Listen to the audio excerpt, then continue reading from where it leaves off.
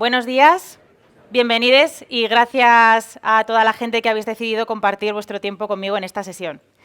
Me llamo María, soy Agile Expert, mentora y trainer ágil y formo parte de Capitol Consulting y junto con esta organización ayudo a otras empresas en su viaje y su camino sobre transformación hacia una cultura ágil. También soy una apasionada... Perdón, esta soy yo. Soy una apasionada del teatro, es mi hobby y mi vocación frustrada y dedico gran parte de mi tiempo libre a ello. Y la verdad es que he aprendido mucho sobre comunicación y sobre hablar, exposición, puestas en público a través del teatro y luego lo utilizo en mi día a día en el trabajo. Aparte de eso, llevo más de 10 años trabajando y vinculada al mundo de las metodologías ágiles, bien a través de comunidades de prácticas y también profesionalmente. Y hoy he venido a contaros varios casos que me he encontrado a lo largo de mi carrera profesional acerca del Extreme Programming. Ken Beck, el fundador, creador y uno de los impulsores del Extreme Programming, se refiere a él como un cambio social. Habla de que deberíamos olvidarnos de aquellas cosas que hasta ahora nos habían funcionado en nuestra manera de trabajar y que empecemos a pensar en formas diferentes, porque a día de hoy eso ya no nos va a funcionar más. Cuando hablamos de cambio social tenemos que pensar en personas. Las personas son las que impulsan el cambio social y las personas nos comunicamos y la manera en la que lo hacemos, en la que nos relacionamos y nos comunicamos, impacta mucho en cómo luego somos capaces de entregar, aportar valor y relacionarnos en nuestro día a día en el trabajo. Extreme Programming son prácticas, principios y valores. Y las prácticas es lo último en lo que deberíamos focalizarnos. Primero deberíamos pensar en los principios y sobre todo en los valores, porque son los que nos van a hacer entender cuál es nuestro propósito y por qué estamos haciendo las cosas. Si no, las prácticas no sirven de nada. La base de las prácticas de Extreme Programming es la colaboración. Y ese es el principal reto al que me he enfrentado en todos y cada uno de los casos que os voy a contar hoy. Cómo conseguir hacer equipo siguiendo los valores del Extreme Programming. Para mí, la principal manera y la más potente de comunicar es la comunicación cara a cara. Esto es una opinión personal. Obviamente, a día de hoy, con todo el auge que tiene ahora mismo el trabajo remoto, tenemos que encontrar otro tipo de maneras de colaborar. Pero desde mi punto de vista no hay mejor forma de relacionarse y de sacar provecho que un grupo de personas trabajando codo con codo colocadas en la misma ubicación. Pensemos en ese caso. Estáis trabajando en un equipo, colocalizados en un mismo sitio, en una misma oficina, en un mismo espacio, y ahí vais a pasar la mayor parte de vuestro día a día laboral. No solamente os vais a relacionar con vuestras compañeras de trabajo en una reunión donde estéis acordando especificaciones técnicas o en una planificación o en esos momentos en los que estáis en ese rectángulo de una videollamada. También tenéis la posibilidad de utilizar toda vuestra potencia de expresión corporal y enriquecer el canal de comunicación con muchas conversaciones informales y con el estar en el cara a cara con las otras personas. Si tú estás en una sala y estás con tu equipo, tú estás observando a tu compañero y te puedes dar cuenta de si ese día está enfermo, de si se encuentra mal, de si está preocupado, de si ha venido alegre. O a lo mejor te das cuenta que lleva 2 horas ofuscada ante un problema y le estás viendo en la cara, se lo estás viendo, que es que no hay manera y que no sale, que está totalmente encerrado en eso. Qué fácil es levantarte de tu sitio, acercarte y decirle, ¿nos vamos a tomar un café? Y te levantas. El mero hecho de levantarte, de irte a una mesa alta, de bajar a la calle, de tomar un poco el aire, de hablar de una manera más informal, bien sea de ese problema o bien sea de cualquier otra cosa, puede hacer en un momento que se desbloquee. Y algo en lo que llevabas 3 horas sin manera de sacarlo, en un instante puedes encontrar la manera de enfrentarlo. Obviamente tiene sus desventajas. Cuando tú estás pensando en organizaciones donde tienes que estar ubicada en ese sitio de trabajo, en la misma oficina, te estás perdiendo el poder colaborar y trabajar con gente que vive en lugares que no están en esa ciudad. Y si quieres aprovechar oportunidades laborales que están en otro sitio, implica que te tienes que mudar. Entendemos cuáles son las ventajas y las desventajas. Pero pensemos en la colocalización y esto me lleva al primer caso que os quería contar hoy. El caso de las islas de escritorios. En este caso era mi primer día en esta organización y en esta oficina de trabajo. Yo entré a la sala, ese espacio olía a nuevo. No había nada. Las mesas estaban limpias, despejadas. Las sillas, literal, tenían todavía las fundas de plástico puestas encima. Solamente había en una esquina, allá a lo lejos, de repente entré y vi 2 equipos que estaban localizados más o menos como estamos viendo en esta pantalla, en una isla. Todas las personas que formaban un equipo estaban juntas, con los ordenadores enfrentados, con la pantalla enfrentada. Yo soy muy preguntona. Y entonces pregunté si es que habían decidido colocarse de esa manera por algún motivo, que a lo mejor es que teníamos los sitios asignados o los espacios de equipo asignados y yo no lo sabía, todo puede ser. Pero no, me dijeron que no era por eso. Fijaos que es que además no solamente teníamos esa disposición de mesas, sino que teníamos estas maravillosas barreras físicas que suelen colocar en muchos espacios y muchas oficinas, que parecen como un panel. Bueno, en esta foto son bajas, pero normalmente suelen ser bastante más altas. Y yo también me di cuenta que entre las islas que había mucho espacio vacío en medio. Más o menos parecido a lo que podéis ver en esta imagen. ¿Veis que tenemos aquí mucho espacio entre las 2 islas de mesas? Era espacio suficiente para que si tú te echabas hacia atrás con tu silla no te pegaras con la persona. Incluso podía caber un panel en el hueco intermedio que había cerca de las ventanas que había en ese caso, ¿no? Era un espacio que te estaba pidiendo hacer algo con él. Así que yo le propuse al equipo, oye, ¿por qué no las personas del equipo que estáis colocadas en la bancada del fondo enfrente os cambiáis de sitio y os venís a este espacio y os ponéis espalda contra espalda con vuestras compañeras de equipo? Y entonces me dicen, no, a ver, María, es que así no nos vemos las caras. Vamos a ver. Con 2 pantallas de 24 pulgadas delante y una barrera física al otro lado, tampoco te estás viendo la cara si estás colocado en una isla. Estamos de acuerdo en eso, ¿no?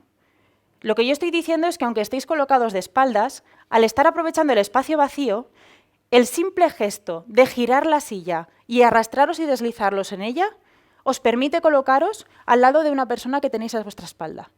No tenéis ni siquiera que levantaros de la silla o que coger la silla y arrastrarla al otro lado de la mesa haciendo el ruido que se hace, venga, que traslado la silla, para colocaros al lado de vuestro compañero. Es mucho más fácil la colaboración de esta manera. Los equipos que se colocaban de esta forma desde el principio se acostumbraban mucho más a colaborar entre ellos. Y por fin, esta fue la forma en la que se acostumbraron a trabajar. Cada equipo nuevo que entraba buscaban la manera y buscábamos la manera de encontrar un espacio con islas vacías en medio para trabajar. Caso resuelto. Este mismo equipo fue protagonista, al cabo de unos años, del caso de la conciliación familiar. Como decimos en esta organización, estaban colocalizados y era un sitio donde nos pedían que fuéramos a trabajar a la oficina. Pero eso cambió. Quisieron dar un paso hacia la conciliación y propusieron que quien quisiera, solo quien quisiera y cuando quisiera, podía pasar un día a la semana trabajando fuera de la oficina. Remoto, desde su casa o desde donde quisiera. Un día, ¿eh? Un día a la semana. Vaya paso, tendréis que estar contentas, ¿no?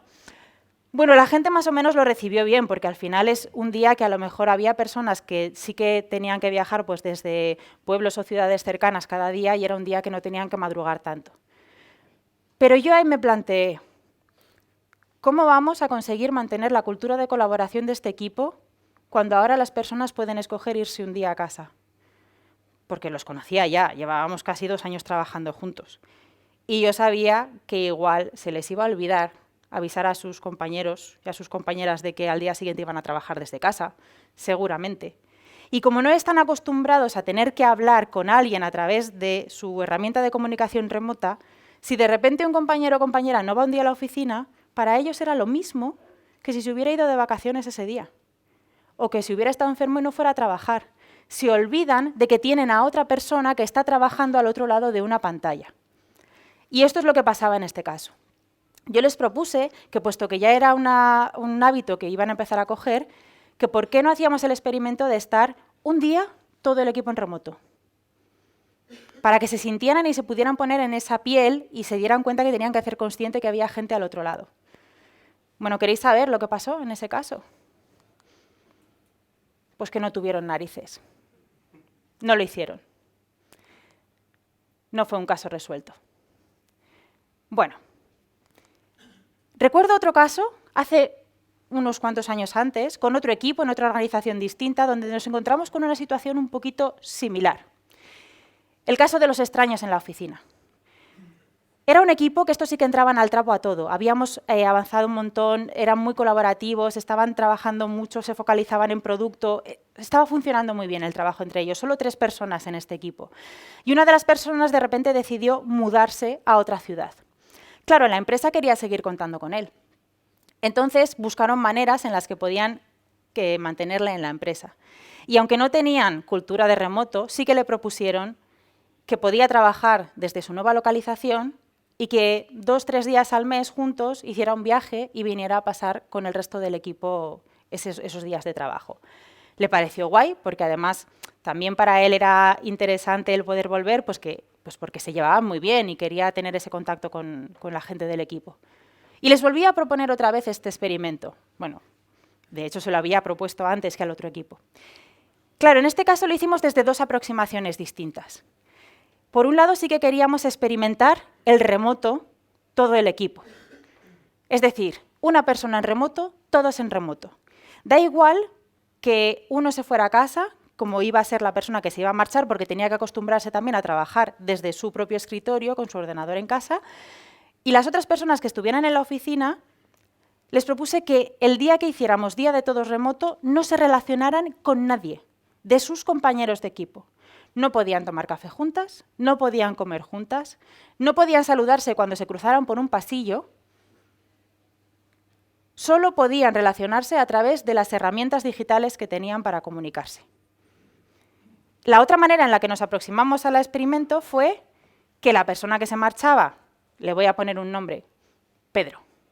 Pedro, que se marchaba, sí que estaba trabajando desde su casa y las otras 2 personas trabajaban de normal, igual que cualquier día en la oficina, porque esa era la situación real que queríamos replicar. Y teníamos un mes hasta que esta persona se marchara para generar unos acuerdos de trabajo en equipo remoto.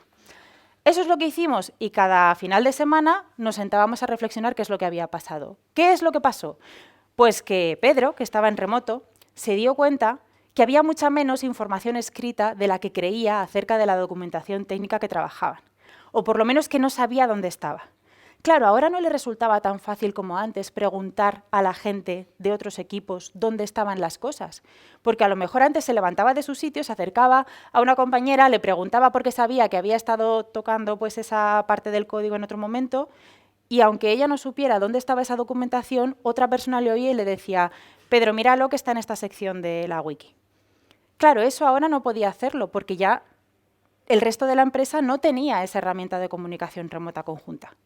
Otra de las cosas que también se dieron cuenta es que la persona que estaba en casa, Pedro, se perdía muchas de las conversaciones que estaban pasando y se dieron cuenta de que tomaban muchas decisiones en esas reuniones secretas que suceden en los cafés y las comidas, que no se hacen de manera intencionada, pero que suceden realmente. Así que el acuerdo que llegaron en este caso es que crearon un canal en el que cada vez que volvían a su sitio pensaban si habían tomado alguna decisión o conversado sobre algo relevante y lo volcaban al canal. Era, me siento, lo escribo. Si ha pasado algo, por lo menos lo pienso. Claro, Pedro echaba de menos a sus compis cuando estaba en casa, y eso no lo querían perder.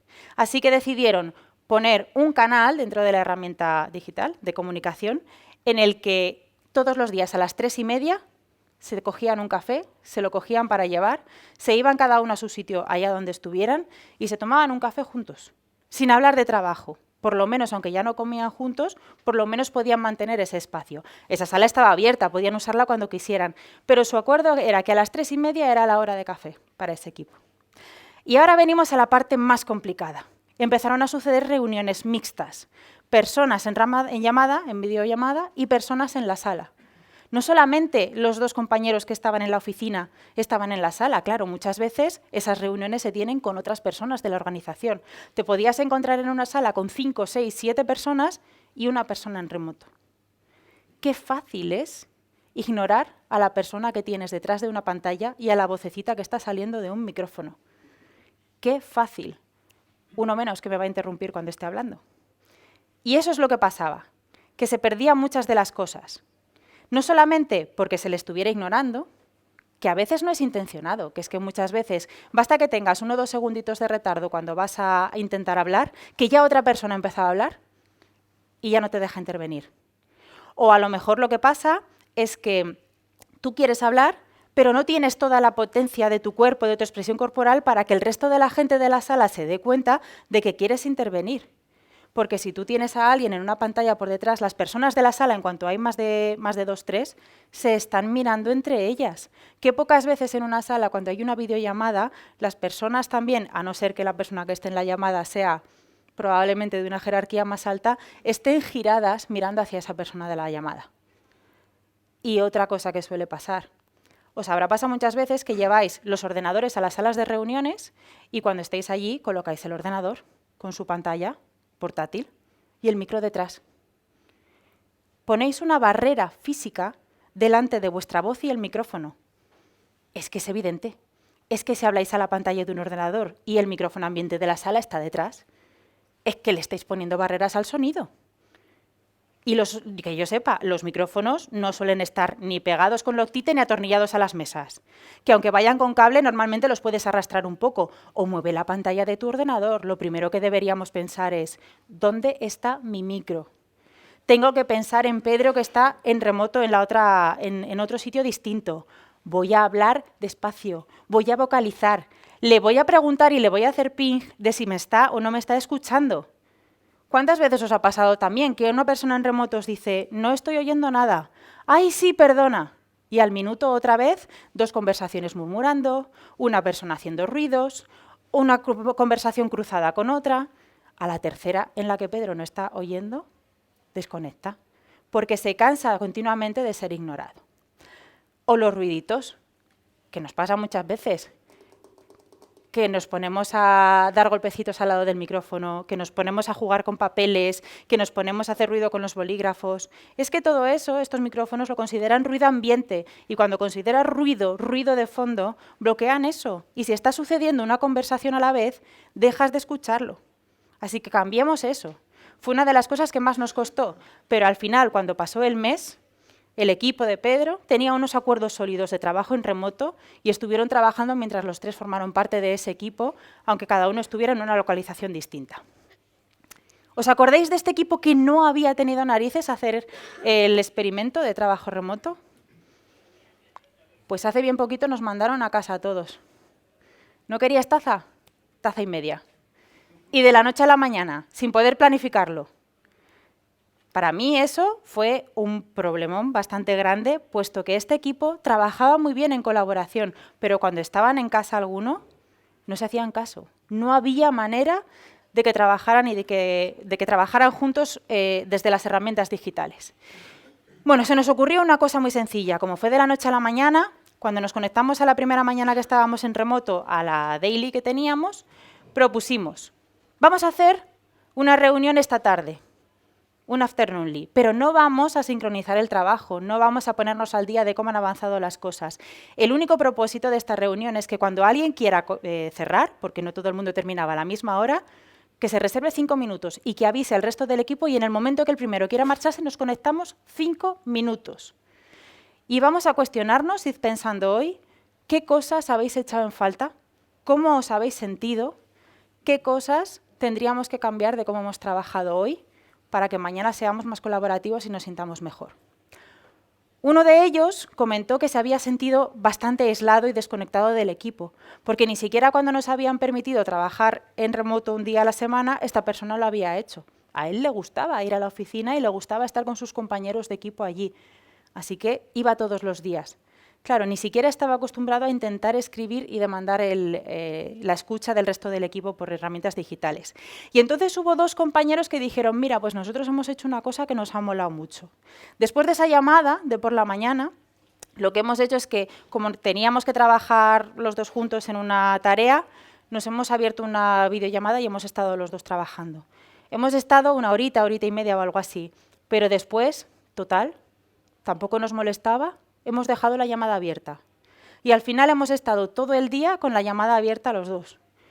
Que para que no nos molestáramos con el teclado teníamos muteado el micro, pero por lo menos nos veíamos y sabíamos que había alguien más ahí. Así que decidieron a partir de ese día tener una llamada continua abierta. Era una sala que la primera persona que entraba por la mañana se conectaba y la tenían abierta todo el día.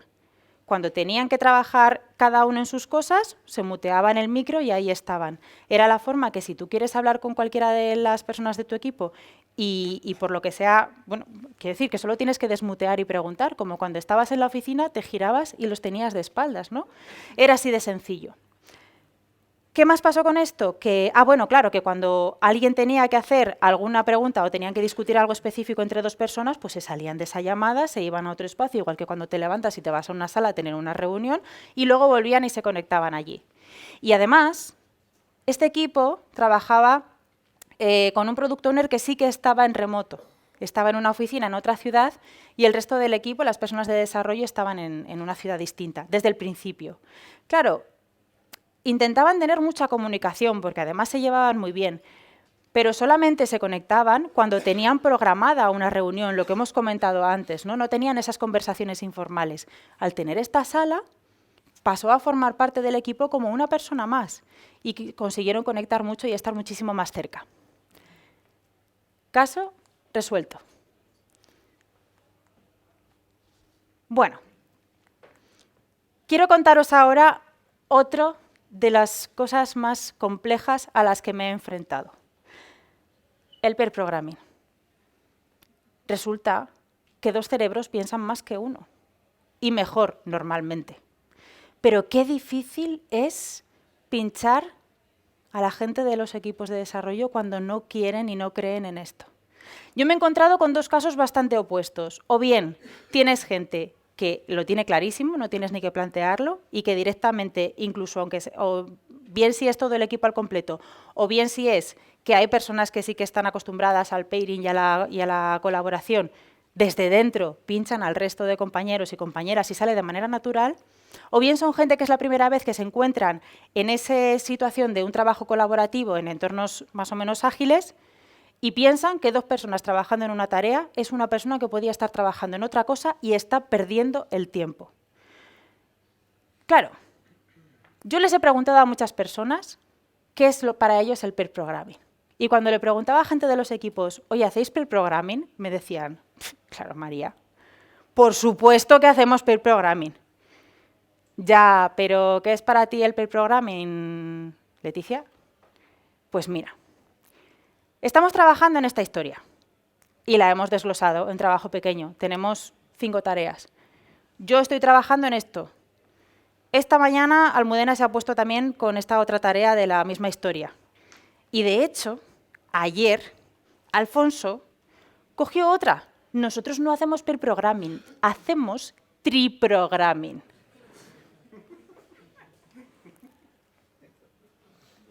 Sin comentarios. Te dejan desarmada en ese momento. Tienes que cambiar de estrategia.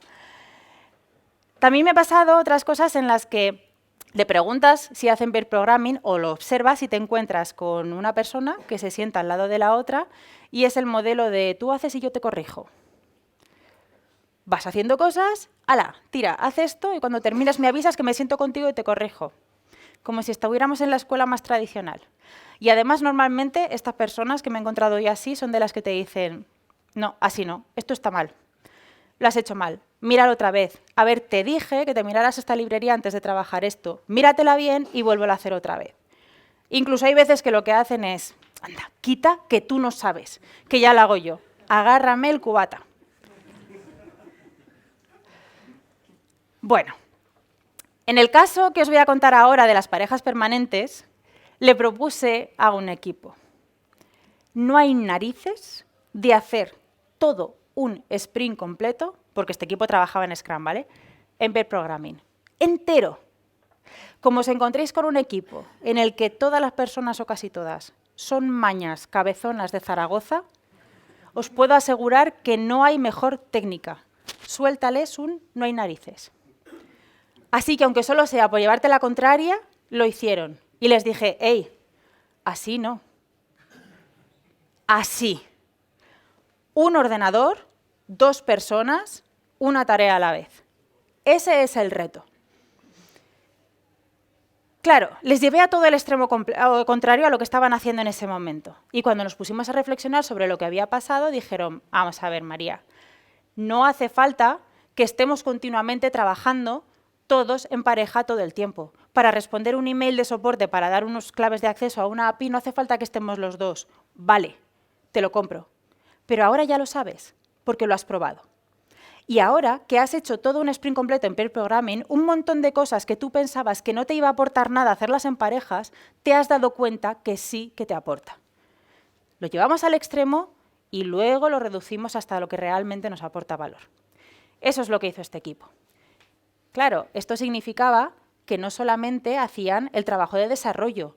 Pair programming desde que coges una historia y una tarea y la llevas hasta producción, completo. Luego os hablaré de otro caso al respecto de esto.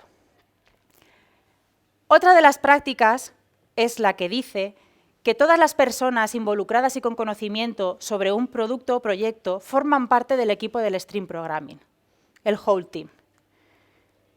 Esto, recuerdo varios casos en los que me lo he encontrado con ciertas dificultades, que ha sido con los equipos con los que trabajan en múltiples tecnologías, sobre todo los equipos que trabajan multiplataforma.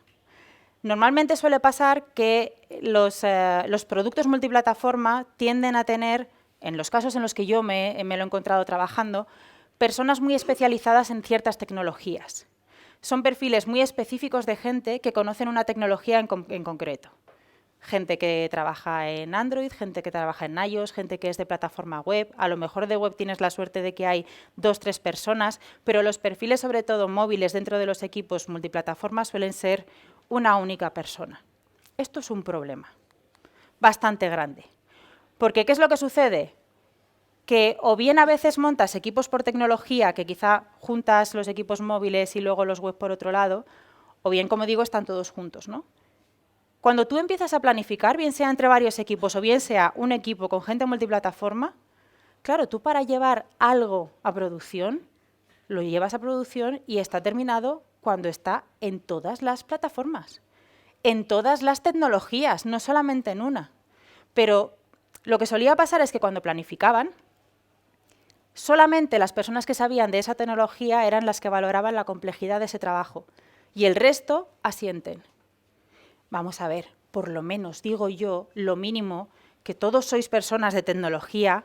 Si un compañero o compañera os explica cómo abordar una funcionalidad en una tecnología concreta, a lo mejor no conocéis cómo funcionan exactamente esos lenguajes, pero vais a entender, ¿no?, cuál es la complejidad de una solución.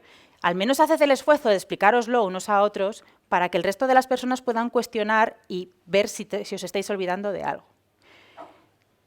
Recuerdo, al hilo de esto, el caso del equipo T. El equipo T era un equipo multiplataforma que tenía todas las tecnologías dentro del mismo equipo. Había varios perfiles específicos que tenían conocimiento único de una única plataforma. Cuando planificaban y tenían que abordarlo en distintas tecnologías, había veces que una de las tecnologías a lo mejor te resolvía la funcionalidad, yo qué sé, utilizando 4 cosas de una librería, y otras que las tenías que desarrollar desde cero. Bien, aquellos que terminaban antes, lo que hacían en vez de coger una cosa nueva dentro de su backlog de tareas era sentarse, pair programming, junto con su compañero o compañera de otra tecnología, a ver cómo abordarlo. Primero, porque entendían esa funcionalidad, porque la parte de producto de resolver la necesidad ya la acababan de hacer. Y luego, porque eran personas curiosas que querían seguir aprendiendo. Así que a través del pair programming poco a poco fueron desarrollando sus perfiles T, en los que seguían siendo especialistas en una de las tecnologías, pero aprendían cada vez más de otras y además cogían también el relevo y la idea de que tenían que enseñar y que compartir con sus compañeros para que aprendieran más sobre otras tecnologías. Claro, cuando una persona faltaba, el resto podían ir tirando. No serían tan especialistas y no generarían unas soluciones tan perfectas, pero se notaba mucho menos cuando alguien faltaba del equipo. Puede ser porque te vayas de vacaciones, pero cuando dependes de una persona específica en una tecnología en concreto, estás vendida si se marcha. De esta manera este equipo podía seguir entregando valor y a lo mejor ni siquiera era necesario, una vez que alguien se marchaba, reemplazarlo por otra persona que tuviera ese conocimiento de tecnología, porque a lo mejor ya habían aprendido lo suficiente y podían seguir trabajando y se convertían en un equipo mucho más crossfuncional. No solamente conocimiento de todo el producto, sino también crossfuncionalidad dentro del equipo. Este fue otro caso resuelto. Me acuerdo de uno algo más concreto, el equipo QAT. Esto no ha pasado nunca, ¿verdad? Perfiles de personas que tienen un conocimiento de calidad, que solamente hacen tareas de calidad dentro de los equipos, y personas con conocimiento tecnológico y de desarrollo que solamente desarrollan dentro de los equipos. Bueno, pues este equipo tenía 2 personas que entraron con un conocimiento y perfiles de calidad, pero los 2 eran gente que quería aprender a programar. De hecho, uno de ellos estaba estudiando el grado de informática, así que sus compañeros dijeron, ¿qué quieres programar? Ven, siéntate, vamos a programar juntos. Empezaron con la parte de automatizar pruebas, porque era algo que además tenían que abordarlo porque tenían una cantidad de batería de pruebas manuales heredadas espantosa que necesitaba automatizarse porque tardaban más de 6 horas en ejecutar unas pruebas de regresión. Era infernal. Así que, puesto que conocían el dominio del problema, que era el abordar los casos de pruebas, les resultaba mucho más fácil abordar el pensamiento de programación a través de esto. A partir de ahí dijeron, un momento. Bueno, es que de hecho este es el caso que os iba a contar de aquel equipo que dijo, no hay narices de hacer todo un sprint entero en pair programming. Estas personas en este momento dijeron, nosotros llevamos tiempo aprendiendo a programar. Sprint completo significa que las pruebas también las hacemos juntos y que el plan de pruebas lo diseñamos juntos en pair programming. Bueno, lo que pasó aquí es que acabaron al cabo de unas semanas haciendo, tras la planificación, todo el equipo al completo, el diseño de plan de pruebas, de todo lo que habían planificado del sprint juntos, porque se habían dado cuenta de que diseñaban soluciones muchísimo más robustas si diseñaban el plan de pruebas juntos. Tenían un montón de conocimiento más de casos que ni siquiera se les habían pasado por la cabeza antes. Se pasaban muchas menos cosas atrás porque tuvieran errores o fallos o casos que no hubieran contemplado.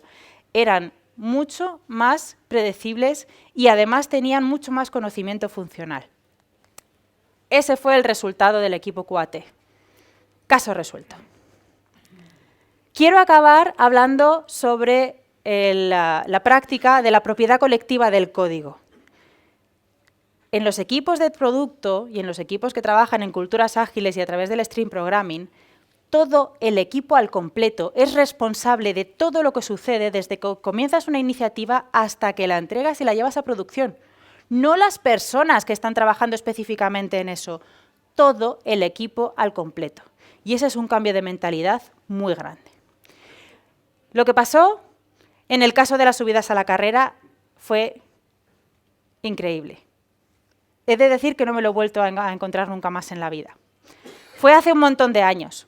Este equipo tenía propiedad del código desde el desarrollo completo hasta la puesta en producción. Había personas que tenían muchísimo conocimiento, muchísima experiencia, llevaban muchos años en la empresa y quizá eran muy hechas para adelante, que decimos por allí en Aragón.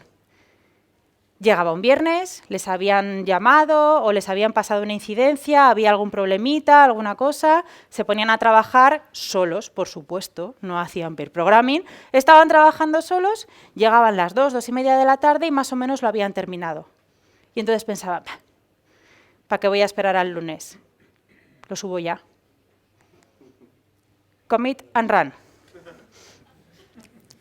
Desarrollo, comiteo, despliego y me voy. Es fin de semana y lo sabes. Tu cuerpo lo sabe. Te pide fin de semana y además desconecto y el fin de semana las personas que estaban de guardia, porque era un tipo de producto que tenía que dar servicio 24 horas, se comían los marrones del resto.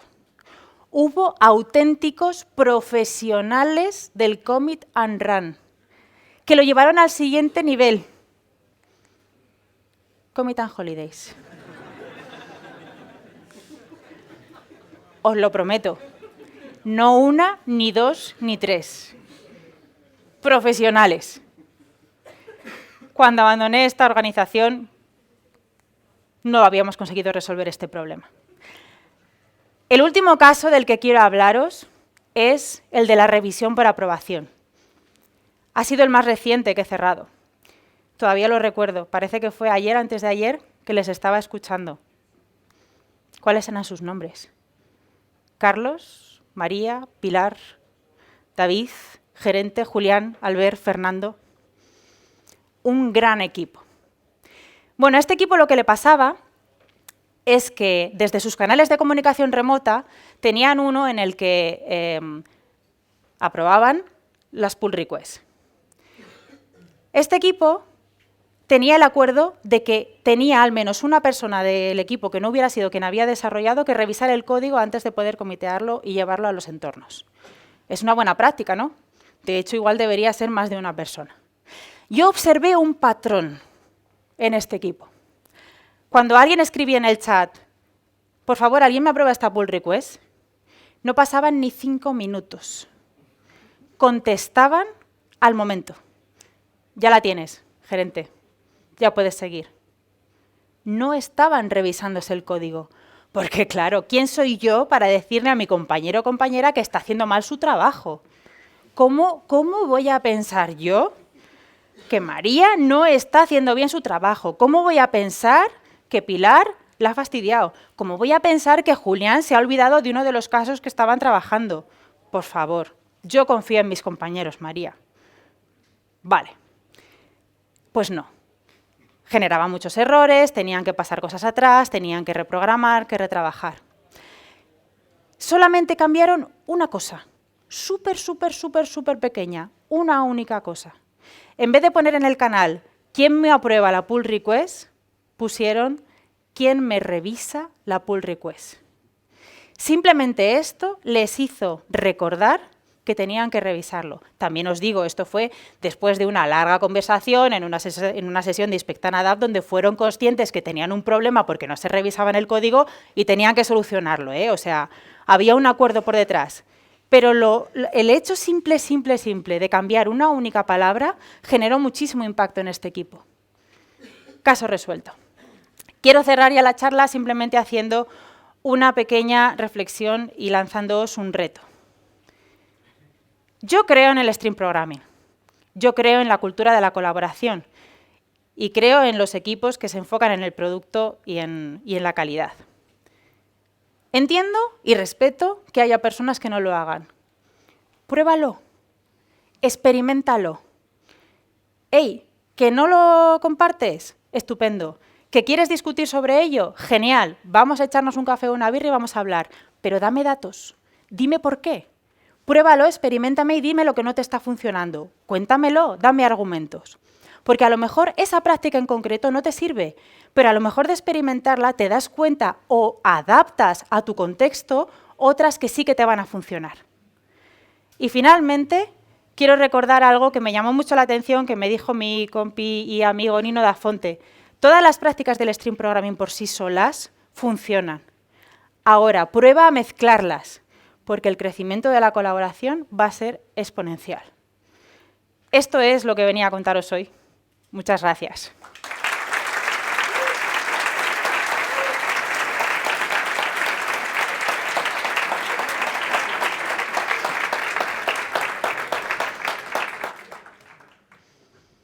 ¿Tenemos tiempo para alguna pregunta? Bueno, por allí hay algunas.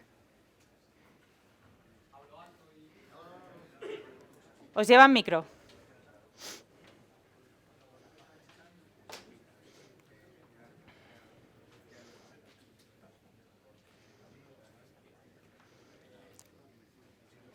Uy, no funciona. ¿Has probado a apagarlo y volverlo a encender? ¿Ahora? Vale, Ahora. sí. En primer lugar, muchísimas gracias por la presentación porque me ha parecido brutal. Gracias. Y mi pregunta era la inversa de lo que creo que es la conclusión. Es decir, ¿cómo llevaría alguien que sí que quiere hacer esos cambios a exponerlos y venderlos a alguien, digamos, de una jerarquía superior que no quiere implementarlos? Es decir, ¿qué intentarías tú para intentar llevar lo que nos comentas en la charla y que realmente se pueda hacer? Oficialmente es bastante difícil cuando tienes a una persona, cuando no tienes sponsor que te permitan hacer este tipo de cosas. Necesito también contexto para poder proponerte algo. Si quieres, luego nos echamos un café. Pero yo soy de la filosofía y la teoría de pedir perdón en vez de pedir permiso. Cuando quiero hacer este tipo de experimentos con equipos, muchas veces lo que intento es hacernos pequeñitas, pasar desapercibidas, para que nadie se dé cuenta de lo que estamos haciendo, y mientras sigues manteniendo tu flujo de trabajo, tu flujo de entrega, tu flujo de valor, entonces puedes hacer cosas. Si lo consigues mantener durante el tiempo suficiente, seguramente para cuando se den cuenta y te pregunten, tú ya tienes datos y resultados que avalan lo que has estado experimentando. Y si no, pues mira, pues lo típico de, la verdad es que no sabía que tenía que preguntar para hacer esto, ¿no? Pero bueno, pedir perdón en vez de pedir permiso. Muchísimas gracias. A ti. Hola. Hola. También muchas felicidades por la charla. Yo quería Gracias. preguntarte, ahora con todo esto de la pandemia, hubo una temporada que empezaron a surgir muchas herramientas de como que eran oficinas virtuales, como una especie de simulador que simulaba la oficina, que podías irte a colaborar con compañeros o tal. Y sí que he visto como que hay mucho movimiento, que hay gente que sí que está muy a favor de eso y gente que está más a favor de, pues yo sigo utilizando Slack o la herramienta que sea, intentando orientarlo a más grupos dentro de esas herramientas colaborativos. No sé qué opinión tienes tú respecto a estos dos tipos de approach para colaborar. Yo la verdad es que no he probado ninguna de estas que comentas de las oficinas virtuales. Ahí al final, cuando trabajas en una organización, normalmente sueles tener que adaptarte a las herramientas que te ofrecen, ¿no? Muchas veces si trabajas en organizaciones grandes, claro, quizá en organizaciones, bueno, no lo sé, hay algunas que sí y otras que no, ¿no? Donde es más fácil proponer, hacer experimentos y probar cosas y en otras es menos. Claro, recuerdo, por ejemplo, un caso, no es exactamente lo mismo, pero sí que cuando estábamos en esta oficina donde estábamos tan colocalizados, aquella en la que empecé a trabajar con la oficina nueva, en aquel momento no había una herramienta de comunicación digital, más allá de las llamadas que podías tener con Skype, con un usuario de Skype, para conectarte entre las personas de las dos oficinas, porque había oficinas en dos ciudades distintas. Y eso, para comunicarte también dentro de tu propia oficina y tener, pues eso, los típicos chats, canales, etcétera, y tener algo más de colaboración, pues no funcionaba y no servía. Entonces, en aquel momento, por ejemplo, nosotros decidimos, porque sí, pedir perdón en vez de pedir permiso, abrimos un Slack, nos montamos un Slack y empezamos a generar canales con distintas temáticas para poder relacionarnos de otro tipo de formas. Se pueden intentar probar, ¿no? Hacer experimentos, escoger una herramienta y proponer a lo mejor utilizar alguna suscripción mensual o alguna suscripción de pruebas de las gratuitas para hacer experimentos. A lo mejor para una gratuita no necesitas permiso específico para trabajar con ella. O a lo mejor sí, porque también tenemos que ser conscientes de qué tipo de información fluye a través de herramientas que no son las herramientas específicas de tu empresa, ¿no? Tiene que por lo menos haber pasado los filtros de seguridad y estar aprobada por el área de seguridad como que es útil.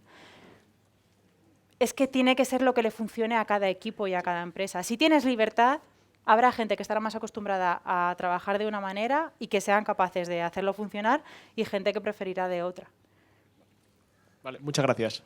Nada.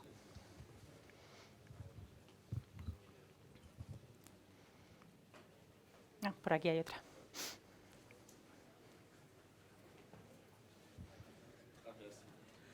Gracias por la charla. Has comentado varias cosas como el pair programming, la deslocalización, todo eso, que suelen tener un poquito de resistencia desde... Ay, perdón. Has comentado varias cosas como el pair programming o la deslocalización o las llamadas de café o ciertas cosas así, que suelen tener a veces un poquito de resistencia sobre ciertos estamentos o jerarquías por parecer inefectivas o pérdidas de tiempo, llámalo como quieras. ¿Has implementado en alguno de estos equipos ciertos tipos de métricas o de datos en los que ves cómo estas prácticas han mejorado la productividad de los desarrolladores?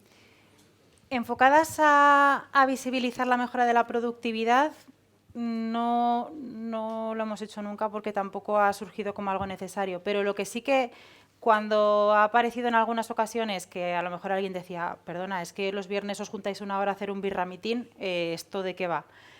Lo que sí que hemos sido capaces de demostrar con datos es que la entrega, la capacidad de entrega, la productividad y el valor que se estaba aportando no se había visto afectado por este tipo de sesiones. Por lo menos este es el flujo, este es el ritmo, este es el ciclo, esta es la necesidad que tenemos y esto no se ve afectado. Que creo que es algo parecido, pero específicamente a visibilizar lo que mejora la productividad es algo que todavía es asignatura pendiente. Es que a la gente le cuesta mucho medir también.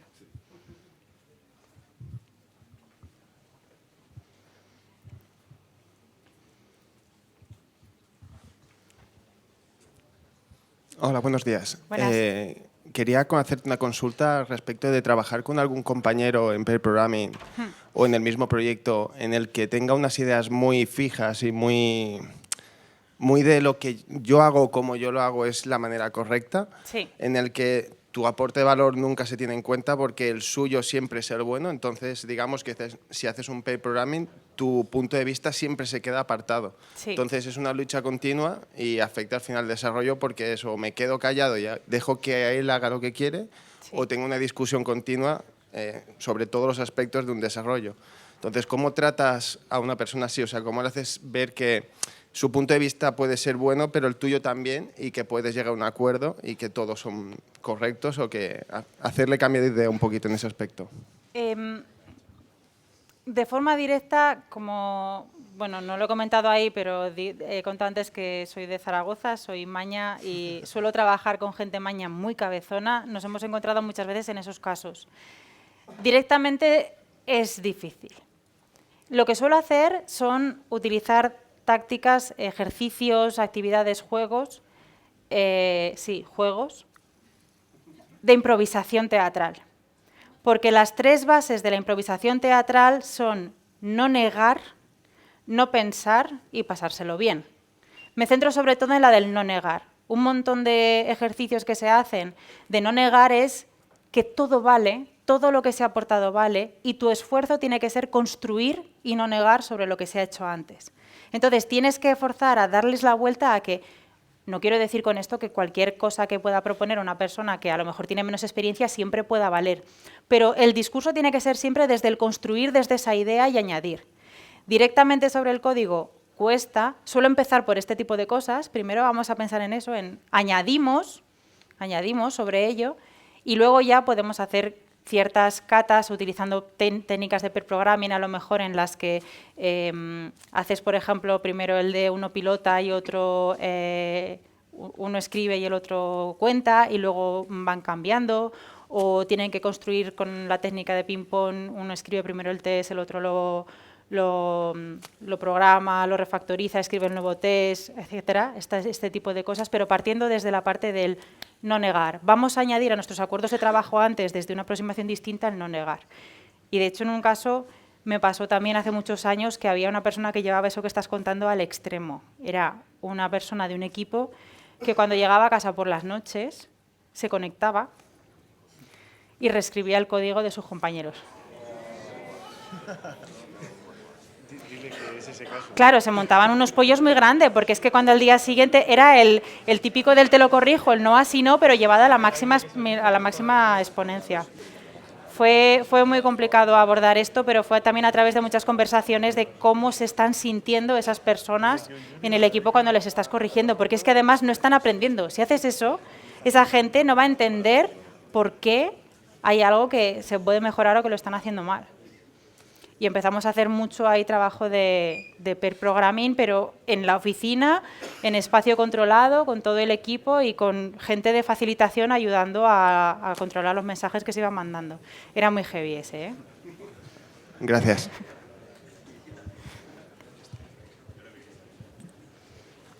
Ya está. Bueno, Vale, pues ya se ha acabado el tiempo de preguntas. Muchas gracias a todos. muchas gracias por haber venido.